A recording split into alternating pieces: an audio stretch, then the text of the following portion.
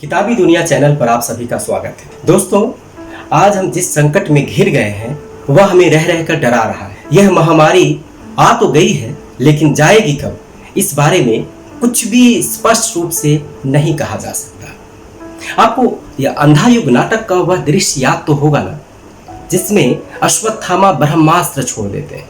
यह बात व्यास को पता चलती है और उनकी आकाशवाणी होती है। व्यास कहते हैं कि अरे वो नराधम, ये तूने क्या किया? क्या तुम्हें ज्ञात है इसका परिणाम? अगर तूने ये ब्रह्मास्त्र वापस नहीं लिया तो गेहूं की बालों में सर्प फुफकारेंगे, नदियों में बह बह कर आएगी पिघली आग। इस पर अश्वत्थामा कहते हैं कि सुनो व्यास, मेरे पिता ने मुझे या मेरे अस्त्रों को वापस करना कभी सिखाया नहीं। ठीक वही स्थिति आज हमारे सामने है। हम में से किसी को भी नहीं पता कि यह महामारी कब जाएगी। आज मानव सभ्यता के समक्ष काली रात आ खड़ी हुई है। चारों तरफ विभ्रम की स्थिति व्याप्त है। ऐसे में हम दिन का पता लगभग भूलने लगे हैं। बृहत्तर मानवीय समाज धीरे धीरे सिमट रहा है। यह काली रात इस जीवन के भीतर कहीं घुसने की कोशिश कर रही, मानव समाज की चेतन अवचेतन धरा को अपने में लेने को तत्पर है। ऐसी ही काली रात सन 1943 ईस्वी में बंगाल में आई थी।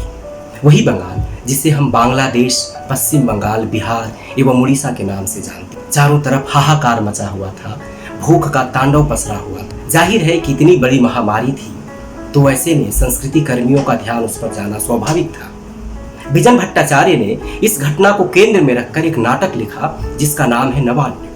आज हम इसी नाटक पर बात करेंगे। नाटक की शुरुआत अमीनपुर गांव से होती है। बंगाल के साथ यह गांव भी सूखे की चपेट में है। भूख, भय और मौत का तांडव पसरा हुआ है। चारों तरफ हाहाकार मचा हुआ है। लोग खाने को दर दर भटक रहे हैं। यह ठीक उसी तरीके से है जैसे कई दिनों तक चूल्हा रोया, चक्की रही उदास। कई दिनों तक काने कुतिया सोई उसके पास। कई दिनों तक लगी भीत पर छिपकलियों की गश्त। कई दिनों तक चूहों की भी हालत रही शिकस्त। सचमुच के उनके हालात बहुत खराब हो गए थे। लोग भूख की वजह से मर रहे थे। पहले उनके हाथ पांव सूज जाते और उसके बाद खाने के लाले पड़ते और वे मौत के मुंह में चले जाते। अभी वे जैसे तैसे अपने को संभाल ही रहे थे कि गांव में बाढ़ आ जाती है। बाढ़ आने की वजह से अब एक तरफ खाने की उन्हें जहद करनी पड़ रही थी, दूसरी तरफ अब उन्हें रहने के लिए जगह नहीं मिल रही थी। उनके फूस उजड़ गए। जहां वे रह रहे थे वहां पे पानी घुस आया। फलतः उन्हें विस्थापित होना पड़ा। विस्थापित होकर वे कोलकाता आ गए। उस वक्त का कलकत्ता। ये पता चलता है कि कलकत्ता में खिचड़ी बांटी जा रही है। वे सभी कलकत्ता पहुंच गए। अब खिचड़ी बंटने का इंतजार है। पता चलता है कि एक मुनादी करवाई जाती है और ये उन्हें बताया जाता है कि भिखारियों, बाजार खोला, चले जाओ, वहां पे खिचड़ी बांटी जा रही है। एक बात मैं आपको बताना जरूरी समझता हूं कि अभी तक जब तक वे गांव में रह रहे थे, किसान थे, और जैसे ही वे कलकत्ता पहुंच जाते हैं उन्हें भिखारियों की श्रेणी में डाल दिया जाता है। आप ये भी ध्यान रखिए कि बंगाल के गांव-गांव से लोग कलकत्ता आ रहे थे सिर्फ इस लालसा में कि वहां पे खिचड़ी बांटी जा रही है। और इतने सारे लोग हैं, इतने बहुतायत में हैं, जगह सिर्फ कौन सी एक जगह का नाम आया है, बाजार खोला। जाहिर सी बात है कि इतने सारे लोगों के लिए एक जगह अगर खिचड़ी बटेगी तो सबकी भूख तो नहीं मिटने वाली।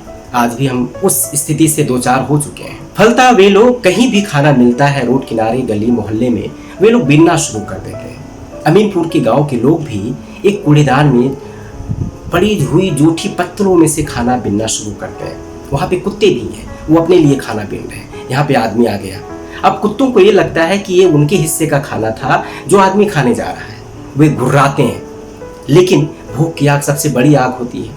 अमीनपुर के गांव का एक आदमी जो वहाँ उस कूड़े में से, उस पड़ी हुई पत्तलों में से खाना बीन रहा है, उसका नाम है कुंज। कुत्ते के गुर्राने पे उसका कोई ध्यान नहीं है। वो खाना बीनना जारी रखता है और तब तक कुत्ते को गुस्सा आता है और उसके हाथ को काट खा लेता है।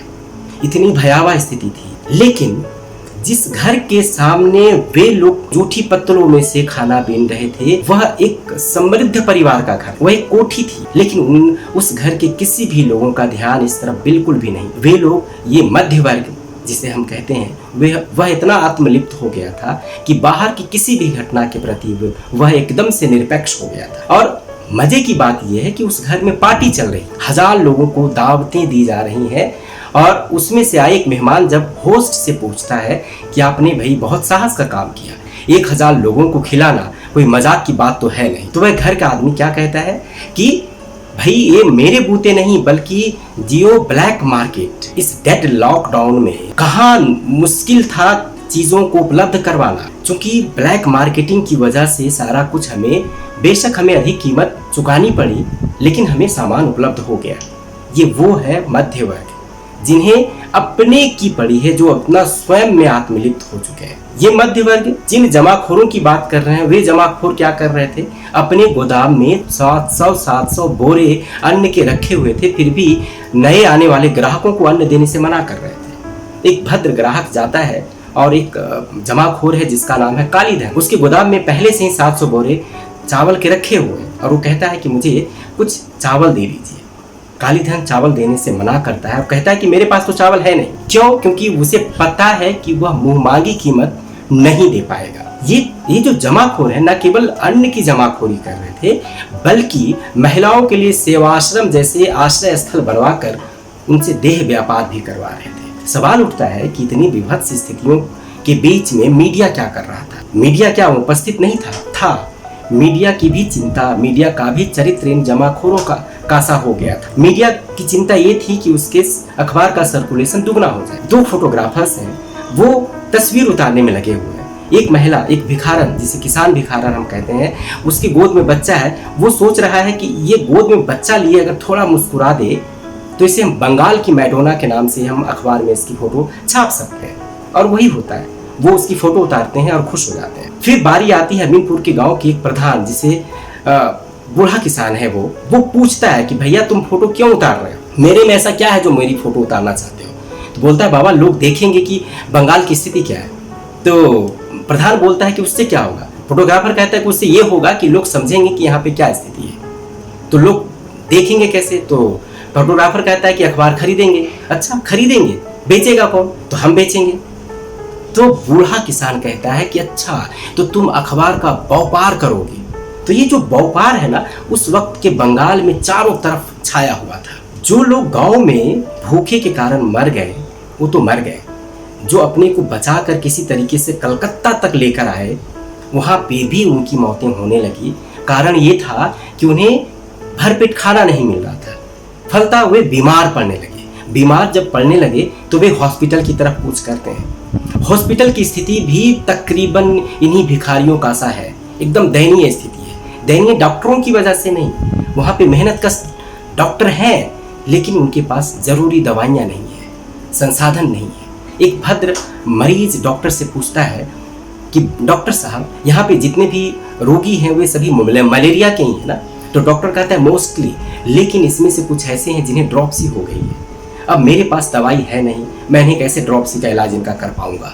तो भद्र मरीज पूछता है कि आपने ऊपर लिखना था, आप अगर ऊपर लिखेंगे तो हो सकता है वे दवाई भेज दें। तो डॉक्टर कहता है कि हमने कई बार उन्हें ऊपर लिख कर दिया है, वे लोग सुनते ही नहीं। उन्हें इस शैम शो को बंद कर देना चाहिए। और अभी बातचीत कर ही रहे होते हैं कि बेड नंबर 5 का एक मरीज दवाइयों के अभाव में अपनी जान दे देता है। डॉक्टर क्रोध में आ जाता है और कहता है कि the future is being murdered.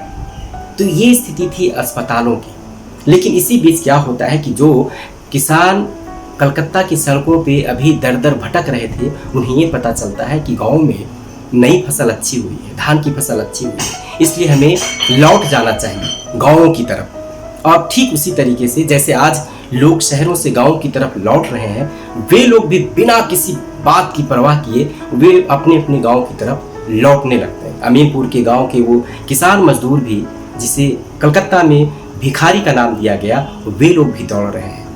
और वे सचमुच के जब गांव आते हैं तो उन्हें पता चलता है कि यहाँ पे फसल बहुत अच्छी हुई है। फसल अच्छी हुई है इसलिए वे लोग फसल को अपने घर में लाते। जो महिलाएं, जो पुरुष, जो बुजुर्ग बच गए इस महामारी में, वे बहुत खुश हैं। ये ठीक उसी तरीके से कि दाने आए घर के भीतर कई दिनों के बाद, धुआं उठा आंगन से ऊपर कई दिनों के बाद, चमक उठी घर भर की आंखें कई दिनों के बाद, कौवे ने खुजलाई पाखें कई दिनों के बाद। सचमुच सचमुच की स्थितियां इतनी अच्छी हो गई कि महिलाएं जो थोड़ी सी बात पे हंसती हैं और धान की ढेरी पे ही लोटपोट हो जाती हैं।